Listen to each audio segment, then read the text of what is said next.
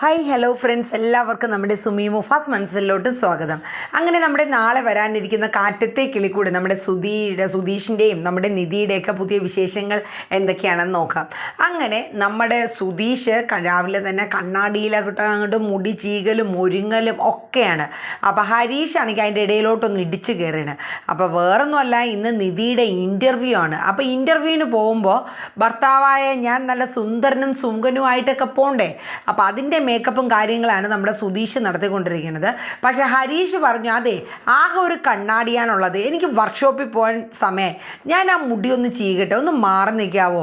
എടാ മാറടാ, അങ്ങോട്ട് മാറടാ, ഇന്ന് എൻ്റെ ഭാര്യയുടെ കൂടെ എനിക്ക് ഇൻ്റർവ്യൂവിന് പോകാനുള്ളതാണെന്നൊക്കെ പറഞ്ഞ് രണ്ടും കൂടെ അങ്ങോട്ട് കറമുറോന്ന് ഇങ്ങനെ നിൽക്കുകയാണ്. അപ്പോൾ ഗൈസ്, എല്ലാവരും നമ്മുടെ വീഡിയോസ് കേട്ടുകൊണ്ടിരിക്കുമ്പോൾ തന്നെ ഒരു ലൈക്ക് അടിക്കാനായിട്ട് മറന്നു പോകരുത്. ലൈക്ക് അടിച്ചുകൊണ്ട് നമ്മുടെ ഈ ഒരു വീഡിയോ കേൾക്കാം. അപ്പോൾ നമ്മുടെ സുധീഷും ഹരീഷും കൂടെ ആ കണ്ണാടിയുടെ മുന്നിൽ കിടന്ന് അങ്ങോട്ടും ഇങ്ങോട്ടും ഉന്തും ബഹളമൊക്കെയാണ്. മുടി ചീകന്, താടി മിനുക്കണ് ഒക്കെയാണ്. ആ സമയത്താണ് നമ്മുടെ നിധി നല്ല അടിപൊളിയായിട്ട് സാരിയൊക്കെ കൊടുത്ത് അങ്ങോട്ട് സുന്ദരിയായിട്ട് അങ്ങോട്ട് ഇറങ്ങി വരേണ്. നിധിയെ കണ്ടതും സുധീഷ് അങ്ങോട്ട് ഭയങ്കര ഷോക്കാവേണം കേട്ടോ. എന്ന് വെച്ചാൽ ഇത്രയും ഭംഗിയായിട്ട് നമ്മുടെ നിധിയെ സുധീഷ് ഇതുവരെയും കണ്ടിട്ടില്ല. അപ്പോൾ സുധീഷ് കുറച്ച് നേരം അന്താളിച്ച് ഇങ്ങനെ നിൽക്കുകയാണ്. എന്ന് വെച്ചാൽ ആ ഭംഗി അത്ര നല്ല ക്യൂട്ടായിട്ട് സാരിയൊക്കെ കൊടുത്ത് നല്ല സുന്ദരിയായിട്ട് വരേണ്. അപ്പം സുധീഷ് പതുക്കെ എന്നിട്ടൊക്കെ, ഓ എൻ്റെ ഭാര്യയ്ക്ക് ഇത്രയും സൗന്ദര്യം ഉണ്ടോടാ എന്നൊക്കെ ഇങ്ങനെ ഹരീഷിൻ്റെ അടുത്ത് പറയുകയാണ്. ഒന്ന് പോടാ പോയി എന്നൊക്കെ പറഞ്ഞ് ഹരീഷ് തിരിച്ച് മറുപടിയും കൊടുക്കുന്നുണ്ട്. ഓ നിനക്ക് അസൂയല്ലേടാ എൻ്റെ ഭാര്യ സുന്ദരിയാണെന്ന് പറഞ്ഞിട്ട് എന്നൊക്കെ പറഞ്ഞിട്ട് അങ്ങോട്ടും ഇങ്ങോട്ടും മുറുമുറുത്തുകൊണ്ടിരിക്കുകയാണ്. ഇതേ സമയം നമ്മുടെ സുഭാഷും നികേഷും കൂടെ പുറത്തുനിന്ന് കയറി വരെയാണ്. എന്നിട്ട് പറയും, അപ്പോൾ നിധിയാണെങ്കിൽ പോകാനായിട്ട് തയ്യാറായിട്ടൊക്കെ നിൽക്കുകയാണ്. സുഭാഷ് അന്നേരം തന്നെ ചെന്നിട്ട് അടുക്കളയിൽ ചെന്നിട്ട് ഒരു പ്ലേറ്റിൽ ദോശയും ചമ്മന്തിയൊക്കെ എടുക്കുകയാണ്. എടുത്തിട്ട് നിധിയുടെ കയ്യിൽ നിന്ന് ആ ഫയൽ അങ്ങ് മേടിക്കുകയാണ്. സുഭാഷേട്ടാ, എനിക്കിപ്പോൾ തന്നെ ടൈം ഒത്തിരി ലേറ്റായി, ഞാൻ പോവാ സുഭാഷേട്ടാ, എനിക്ക് വിശപ്പൊന്നുമില്ല, ഇൻ്റർവ്യൂവിന് പോട്ടെ. അതൊന്നും പറഞ്ഞാൽ പറ്റൂലടി മോളെ, നീ ഇവിടെ ഇരിക്കുമെന്നും പറഞ്ഞ് ആ കസേര എടുത്തിട്ട് കൊടുത്ത് നിധിയെ അവിടെ ഇരുത്തിയ ശേഷം ഇത് കഴിച്ചിട്ട് നീ പോയാൽ മതിയെന്ന് പറഞ്ഞ്. അപ്പോഴേക്കും നിധി വെപ്രാളപ്പെട്ട് ഇങ്ങനെ കഴിക്കുകയാണ്, ലേറ്റായി പോകുമോ എന്നുള്ള പേടി.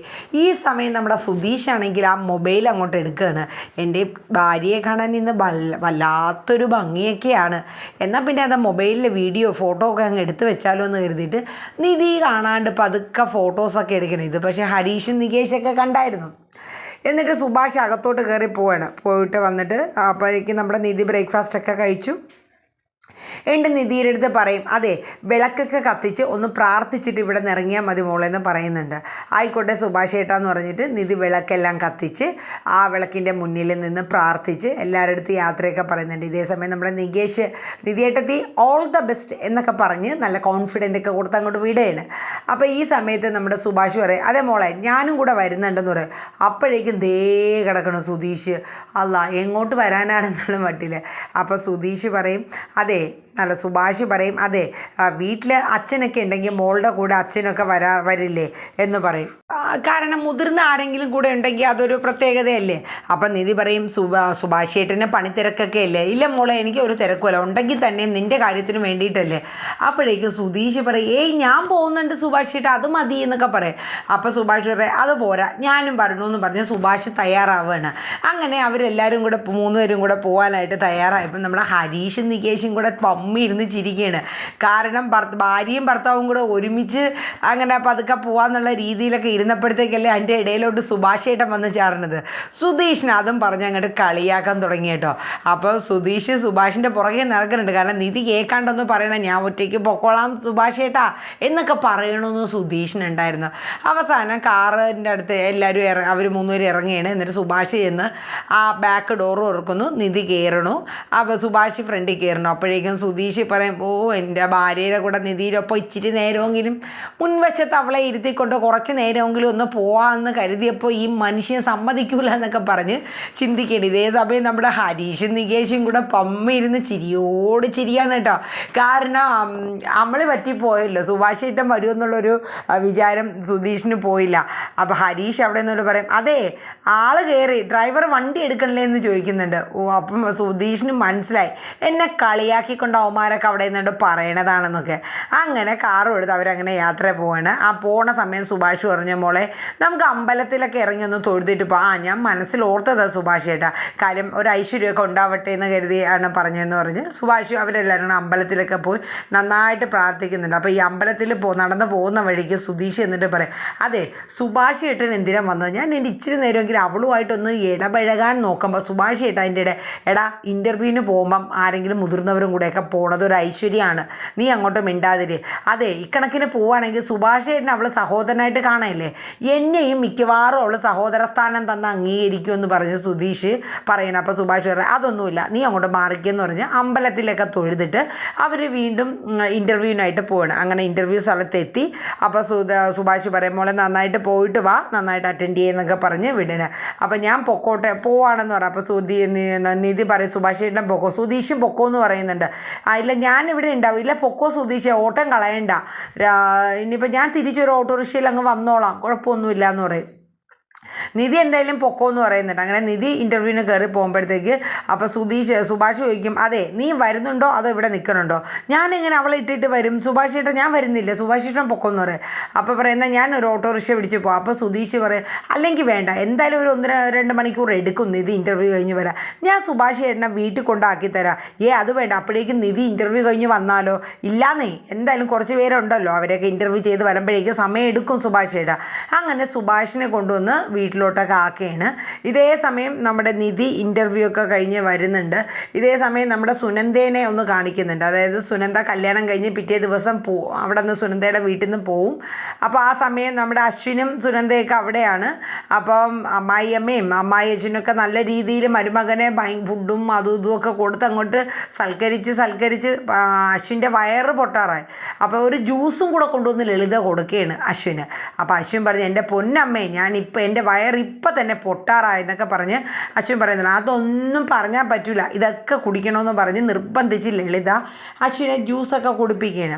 ഇതേ സമയം സുനന്ദയുടെ മുഖത്താണെങ്കിൽ വല്ലാത്തൊരു സങ്കടമാണ്. ഇനിയിപ്പോൾ ഇവിടെ നിന്ന് പോവല്ലേ, പോകുന്നതിന് മുന്നേ സുഭാഷ് ഏട്ടൻ്റെ അടുത്ത് പോയി അവരുടെ അടുത്തൊക്കെ ഒന്ന് യാത്ര പറയണം.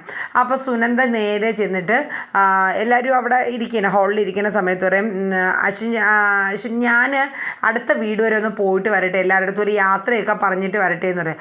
അപ്പോഴേക്കും ലളിതയുടെ നെഞ്ചിലൊരു കത്തിൽ. ഈ അടുത്ത വീടെന്ന് പറഞ്ഞാൽ സുനന്ദ ഓടിപ്പോണ വീട് ഒറ്റ വീടേ ഉള്ളൂ, ഭാസ്കറിൻ്റെ വീട് മാത്രം. അതെ കല്യാണം കഴിഞ്ഞ പെൺകുട്ടികളൊന്നും അങ്ങനെ ഒറ്റയ്ക്ക് പോകാൻ പാടില്ല. അപ്പോൾ ധനികനും ഭാസ്കരനും പറഞ്ഞു, ഇനിയിപ്പോൾ എല്ലാവരുടെ യാത്ര പറയാനൊക്കെ എന്തിരിക്കണോ, അതിലൊന്നും കാര്യമില്ല, നീ ഇനിയിപ്പോൾ ഒറ്റയ്ക്കും മറ്റൊന്നും അങ്ങോട്ട് പോകാൻ നിൽക്കണ്ട. അവർക്കൊക്കെ ഒരു അങ്കലാപ്പാണേ, കാരണം എന്ന് വെച്ചാൽ ഇനി അടുത്ത എന്തെങ്കിലും പ്രശ്നത്തിനാണോ ഇനി സുഭാഷിനെ കാണാൻ പോകുന്നതും മറ്റുമൊക്കെ. അപ്പോൾ അശ്വിൻ പറഞ്ഞു, അത് സാരമില്ലെന്നേ, അവളെ കൂടെ പഠിച്ചവരും ഫ്രണ്ട്സൊക്കെ അല്ലേ, അടുത്ത വീട്ടിലുള്ളവരൊക്കെ ഒന്ന് പോയി കണ്ട് യാത്ര പറയട്ടെ, കുഴപ്പമില്ല, നീ പോയിട്ട് വന്ന് അശ്വിൻ പറയും. അപ്പം സുനന്ദയ്ക്ക് അതൊരു ധൈര്യം, ഇനിയിപ്പോൾ എൻ്റെ കാര്യത്തിൽ ഇവരാരും വലിയ തീരുമാനങ്ങളൊന്നും എടുക്കണ്ട, എൻ്റെ ഭർത്താവുണ്ടല്ലോ. അങ്ങനെ സുനന്ദ പോവാനായിട്ട് നിൽക്കുന്നതും ലളിത അതിൻ്റെ ഇടയിൽ കൂടെ പുറകിൽ കൂടെ വന്നിട്ട് സുനന്ദയെ പിടിച്ച് നിർത്തുകയാണ് കൈക്ക്. എടി നീ എന്ത് ഭാവിച്ചാടി, നീ എന്ത് കണ്ടിട്ടാടി അങ്ങോട്ട് കുണുങ്ങി പോണത് അവൻ്റെ അടുത്ത്. അപ്പോൾ പറയും, അമ്മേ എൻ്റെ കാര്യങ്ങൾ തീരുമാനിക്കാനേ ഇപ്പോൾ എനിക്ക് എൻ്റെ ഭർത്താവുണ്ട്, അല്ല ഇനി മുതൽ നിങ്ങളങ്ങനെ വലിയ അധികാരമൊന്നും കാണിക്കാൻ പറയണ്ട. അതെ നീ ഒരു കാര്യം ഓർത്തോ, നിൻ്റെ കഴുത്തിലൊരു താലി കിടപ്പുണ്ടെന്ന്.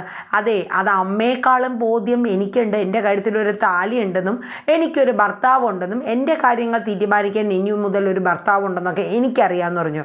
പിന്നെ സുഭാഷ് ഏട്ടൻ്റെ കൈയും കാലും പിടിച്ച് ആ ഔദാര്യത്തിൽ എൻ്റെ കല്യാണം സുഭാഷ് ഏട്ടൻ എൻ്റെ കഴുത്തിൽ താലി ചേർത്താണ്ട് ഇരുന്നത് കൊണ്ട് അമ്മ വലിയ അഹങ്കാരമൊന്നും കാണിക്കണ്ട.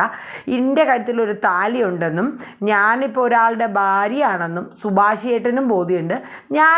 എനിക്കൊരു ഭർത്താവുണ്ടെന്നും ഞാൻ അയാളുടെ ഭാര്യയാണെന്ന ബോധം എനിക്കുണ്ടെന്നും നിധി പറയുന്നുണ്ട്.